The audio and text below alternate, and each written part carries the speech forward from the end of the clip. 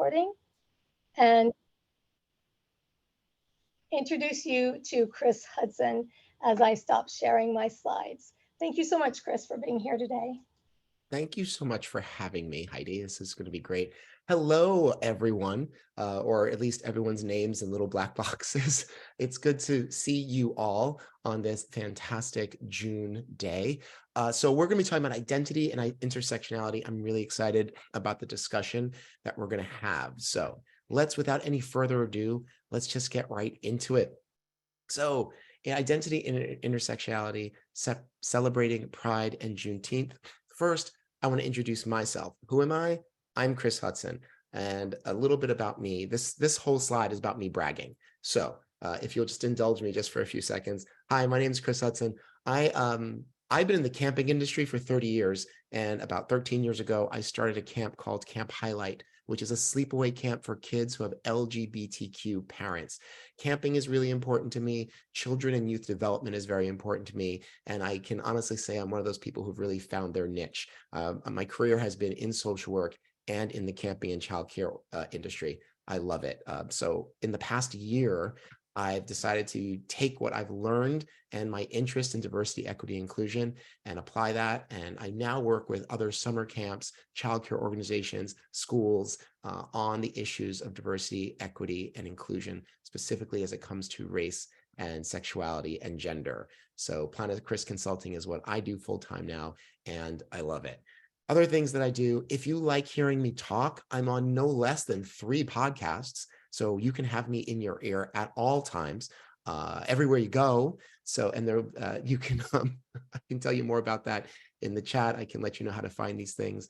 Last but not least, I'm a very important person. So I sit on a whole bunch of boards, and there they are. And I'm not going to explain them, but what I want to explain is just, it tells you a little bit about who I am. I love youth development. Specifically, I love summer camp. I love after schools. I love all those sorts of programs because I love children. And I do believe that every child, any child, should have access to services or to whether they be recreational or educational that will enhance who they are. And no one should be left out or feel left out because of who they are or how they identify. That's why I do all this work. That's why I do this work. That's where I'm from, and a little bit about who I am. So now that you know a little bit about me, I'm nosy. So I want to know a little bit about the other 39 people who are in the room. So I just have a couple of questions for you, and I swear they're easy. What pronouns do you use? What best describes your race? What best describes your sexual orientation?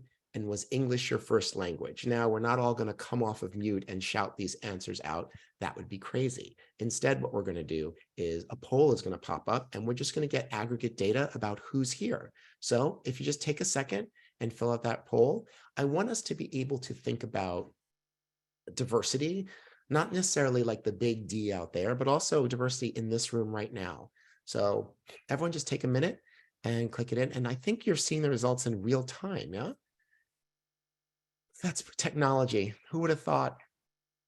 Who would have thought we'd be here? We did it, everyone. We got to the moon, and we have instant polls on Zoom. Congrats. Give everyone just another second to click in. I know most of you have, I mean, these are easy questions. I see most of you already tackled it. But what's already emerging, right, as we think about who's in the room, is like, I see a lot of people identifying with the pronouns she, her, and hers. I see a lot of non-white people, and I see a lot of straight people, and English is first language. For the majority of us, it was. Why is this poll important? Why is this interesting information? One, when we talk about diversity, when we talk about inclusion, it's really important to know who we're talking to, and also the voices that are in the room. Some of the things that we will be talking about today, and I'll get into these ground rules later when we talk about identity, but again, we're not just talking about the big D out there, we're talking about people in the room, we're talking about our own lived experiences, and as you know, your identity is very important to you, and so that's actually true for all of us. And this perspective taking is kind of what we're talking about today, is that we want to listen and we want to understand Where's my voice going? Do you hear that? I feel like I'm not a smoker, I swear. Excuse me. But what we want to do is get an understanding of where we're coming from. We already know where we're coming from, right? Where I am coming from. I want to know where you're coming from. And this poll, as quick and dirty as it is, begins to tell us a little bit about who has gathered here today. So let's just keep that in mind as we barrel forward. So I'm going to end this poll. Thank you all for participating. Okay. Let's move forward. Goals and guidelines really quickly. What are we going to be accomplishing over the next 40 minutes? Well, let me tell you. One, the purpose of this session is to understand how identities, yours and everyone else's, intersect and bring unique joys and challenges. And then with that understanding, we're going to consider how psychological safety plays a role in how we show up in different areas of our life. Okay. And I'll get to what psychological safety means in just a minute. I just want to put this out in front of you. Now, this is always a fun thing that I like to do. It's just I'm dictating the outcomes I would like you to walk away with at the conclusion of this session. One, this is an opportunity for you to celebrate yourself, right? However you identify, there is so much joy and wonder. And I want you to share those parts of your identity that bring joy and wonder with your colleagues in the room. Oh, trigger warning. Fun. Like I've been doing a lot of work with Gen Z, and I find that I have to warn them ahead of time if they will be interacting with each other. So I don't know who's in the room because we didn't do an age poll, but just trigger warning, you will be communicating with other people who are on this call right now in a breakout room. So you have about 15 minutes to get yourself ready for that. All right. So celebrate you. That's one of my goals. Other goal, choosing conscious words. I want us to start thinking about the words that we use and the way that we talk that may erase the intersectional identities of others. So through our conversations, we're going to talk about what words and what concepts are more appropriate, or at least make people feel more comfortable and included. Lastly, take action. Let me tell you something. You know where DEI efforts go to die? Right here. Everyone has this understanding of conceptions and, oh, I get it. And then we don't take action. But I want to tell you that at the conclusion of this, you're going to be ready to take action, right? And you're sharpening your skills by looking around your spaces and looking for intersectional identities and looking to acknowledge the intersectional identities of others and make sure that the spaces we inhabit, whether it be our workspaces or our personal and social spaces, are inclusive and can invite and welcome people in across the identity spectrum. Okay, so those are the goals and outcomes that I'm looking for. It's a tall order, but I have faith in everyone in here. So without any further ado, it's a celebration. Yay! Welcome to June, or at least the end of it. It's gone way too fast, but there's two major events this June that we are celebrating. And I want to take a minute to talk a little bit about why they're important to history. Also, because I'm the one talking and I have the mic, why they're important to me. And then I'm going to use them as a way to segue into our discussion about our own identities and the intersection of those identities. So if you have been living under a rock, then you don't know that this month is Pride Month. And specifically, this weekend is Pride Weekend in New York City. So if you live in the city, you have a few hours to get out because it is going to be a mess. We are going to trash the city. No, I'm kidding. It's going to be a wonderful, beautiful celebration. A lot of people know that June is Pride Month, but we don't often talk enough about why. And without getting too much into it, because I'm going to roll my eyes to the extreme, in some states right now, they don't even want us to talk about this kind of history, to which I say, let's talk about it, because it's okay to say gay. It really is. I say it every day. I look in the mirror and be like, I love being gay. So why is June Pride Month? So this is something that I think a lot of people are not aware of, but back in the 60s, it was illegal for men and women to be in public and be affectionate.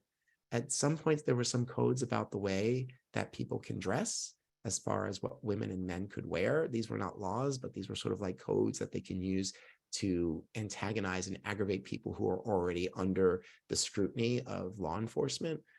We're seeing some of this come back, especially in Texas. They're trying to have these costume codes again. But what happened in one particular night in June, the last Sunday of June in 1969, and you might hear the myth and the rumor that this is all because Judy Garland died. Look, a lot of stuff was going on that night. I wasn't there, surprisingly. I was not there. But yes, Judy Garland had died.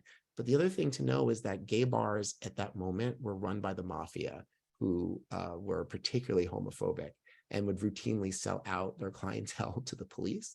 In any case, at Stonewall Inn in the West Village in New York, there was a bunch of people in Stonewall, and the police decided to raid the bar. This is something that happened quite often. They would raid the bar. They'd make sure that men aren't dancing with men. They'd use it as an opportunity to shake down the owners of the bar. When the police came this time, through a confluence of events, right? It was the right layering of events. Maybe Judy Garland was an important piece of that. But at that moment, the queer people of color in that bar, because it was a majority queer people of color in that bar, decided enough was enough. Someone threw a brick through the window of Stonewall Inn, and that's when it began. It was a bunch of queer people, a lot of non-binary and trans cross-dressers is what the word was used back then before we had transgender. A lot of people began attacking the police. This riot lasted for days in the West Village, the police versus queer people, before things settled down. The reason why I want to talk about this history is because, one, it's important to talk about history. It's important to talk about queer history, whether you're a queer person or not. It's important because we have to understand that where we've come from, so we don't go back there. Unfortunately, in this country right now, it seems that because we don't talk enough about this history, we may end up sliding back in these ways, which is why some people in our government are trying really hard to attack schools and education. So I wanted to share that with you because it's important that you know queer people are here. And let me tell you something, we're not going anywhere. We're not going anywhere. This is a time of celebration for queer people because it signifies the fact that there was a struggle, and there was a struggle just to survive and just to exist in spaces that so many of us walk around doing without thinking about it. It's a celebration of being who you are, not just in a bar at 2 a.m., but every moment of your life, on the street, at work, with your family, with your friends, wherever you want to be, you can be there and be who you are. I know, myself included, because I'll be honest, I know sometimes we roll our eyes at all the rainbows and all the corporate shilling about pride, but we have to understand where we came from. I mean, I would not have been able to walk down the street holding another man's hand without getting some sort of police attention. I'm glad that we are past that. We should all be glad that we are past that. So, happy Pride Month, everybody. And wherever you are on the spectrum, on the queer spectrum, then celebrate, enjoy it. You are exactly who you need to be, and you should be that person as often as you can. So the other super important thing that is happening this month was Juneteenth, which is a federal holiday as of last year, thanks to President Biden. A lot of people still don't understand what Juneteenth is. And I need to go further back to get some context, right? So everyone knows what 4th of July is, right? 4th of July, Independence Day, fireworks. Your dog is inconsolable for like an entire night, right? We know what the 4th of July is about. The thing is that the 4th of July does not tell everyone's story. We talk a lot about independence and freedom on the 4th of July, freedom from England, right? But I don't know what freedom means. To quote Frederick Douglass, what is 4th of July to a slave? Like, I don't know what freedom means to a country that had enslaved so many human beings to construct and build so much of the landscape. So Juneteenth, what happened on June 19th, 1865 is, well, let's go back further, 2.5 years before. By the way, I'm an American history buff. So like And we already talked about, Heidi, we talked about this before. I need to keep this concise because we have a lot of work to do. So if I start going on, I just need you to like wave me away, okay? Because I can go on about the Civil. I have a whole TED talk about the Civil War, but it's 2 minutes. Ready? Here we go. What a lot of people don't understand is that the Emancipation Proclamation was a threat that Lincoln didn't expect to have to pull the trigger on. He had said to the Confederacy, if you all don't calm yourselves down and rejoin the Union, I'm going to do it. I'm going to free the slaves. I'm going to do it. I'm warning you. And the Confederacy was like, let's play chicken. And so Lincoln said, oh, I'll do it. I swear to God, I'll hit the button. And he did on January 1st. He hit the button and he issued the Emancipation Proclamation. This was 1862, 1863, right in there, right in that pocket. When he did, well, first of all, this is before the internet. I don't know if you were aware. So it wasn't possible for the information to be sort of broadcast to everyone all at once. And what's more is that as the Civil War was ending, a lot of enslavers had taken enslaved people to Texas and had moved west to, escape all the mishigas of what was happening in the southeastern states. So when the Emancipation Proclamation was issued, right, and slavery was over in the Confederacy in the United States of America, and they freed the slaves, what happens is that there was a lot of communities further west on the other side of the Mississippi that were still holding out, that were still fighting Union soldiers. It took 2 years for the news to reach Texas that slavery was over. Actually, again, I swear I won't go on too long, but I can go on about Juneteenth forever. I swear. Heidi, I'm so sorry. But it's not that the news took that long to get there. The enforcement took that long to get there. But again, right there, that's a whole half hour. I swear I won't go into it.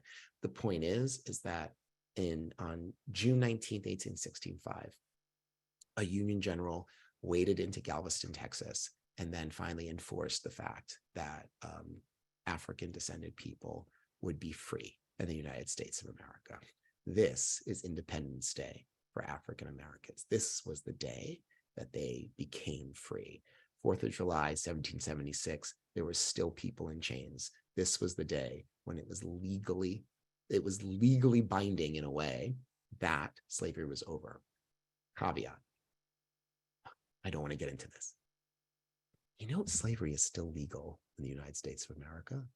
I don't know if you've ever seen the documentary 13th, but if you do a reading of the 13th Amendment to the Constitution, which says that slavery is illegal in the States unless it is punishment for a crime. That's a whole nother thing that hopefully, I hope a lot of legislators, they bring it up every year to get rid of it.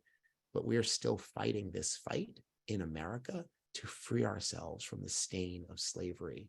Juneteenth is a celebration of a major step forward in freeing ourselves from that stain of slavery. America has made a lot of mistakes. And even in my telling of the Emancipation Proclamation, it wasn't because Lincoln had a deep affection for African descended people. Actually, the truth is he didn't. I know we laud him today, but he was a man of his time, which means that he was extraordinarily problematic. Nevertheless, the reason why we celebrate Juneteenth, and I'm so pleased it's a federal holiday, is because it recognizes the struggle and the history of those who built this country, those who were taken from their home and had their history stripped from them. Right? This day is the day when we said to them, you are a citizen of this country and you deserve to be free. This is why Juneteenth is a big deal. I have to say, for the next 20 years, we're going to have think pieces like, what is Juneteenth and why is it important? And now you can go out and let people know. I'm good, Heidi. That was good, right? Okay, let's move forward. Yeah. So I want to come back to that, but I want to just throw this out to the room. Trigger warning. I'm going to ask for people to participate. I'm just going to throw this out to the room. This happens all the time. Every June, happens during Black History Month too. Where's straight pride? Where's white pride? Why don't we have that conversation? I heard this one conservative person say LGBT, where's the C for conservative? Well, because not everything's about you. But before we get there, I do want to actually address this, and I want to have this conversation. You see here, I have some different symbols. Heterosexual Pride Month, there's the KKK symbol, white pride worldwide. And I want to throw this out because like before we dismiss ideas, I do want to weigh them. So I want to weigh them with you right now in the room. I want to ask you this question. When we talk about Juneteenth and Pride, how are those celebrations different than the celebrations embodied by some of the symbols I have here? Is it worthwhile to ask these questions like, well, what about straight pride? What about white pride? Is that an important conversation to have? I know there's quite a few of you in this room, but I'm going to ask anyone to be brave. And if you just can unmute and you want to share, I'd love to hear your thoughts. I would love to hear your thoughts. So, anyone?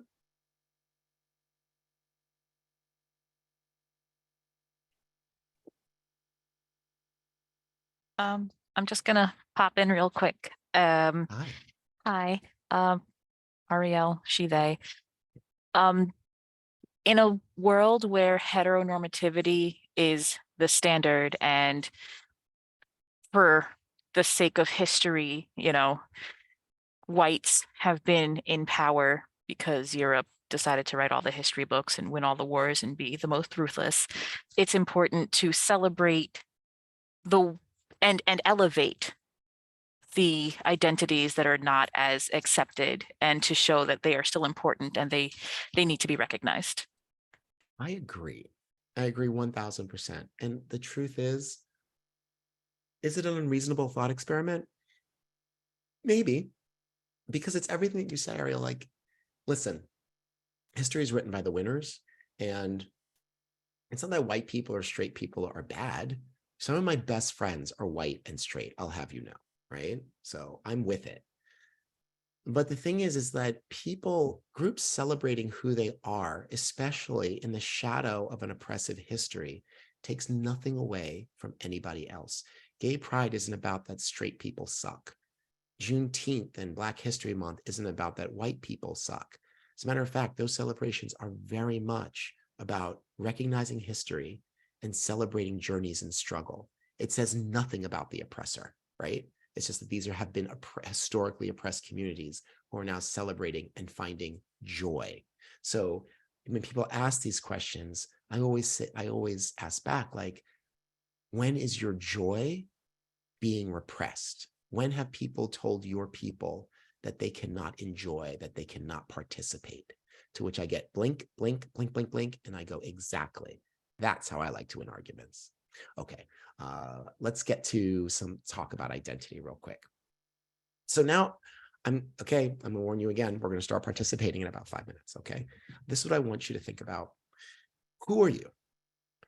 We are made up of all sorts of different identity markers, right? Race, religion, sex assigned at birth, gender identity, which is the identity that we feel, that we decide as how we fit, the language spoken at home, where you're from. For instance, I'm looking at this list, I'm thinking about what I identify most strongly with. I identify most with being gay, with being Black, and lately being an American because I travel a lot, right? So I'm a gay Black American. I identify very strongly with my sexual orientation, my race, and my nationality, okay? But what I want to talk about today is intersectionality very briefly.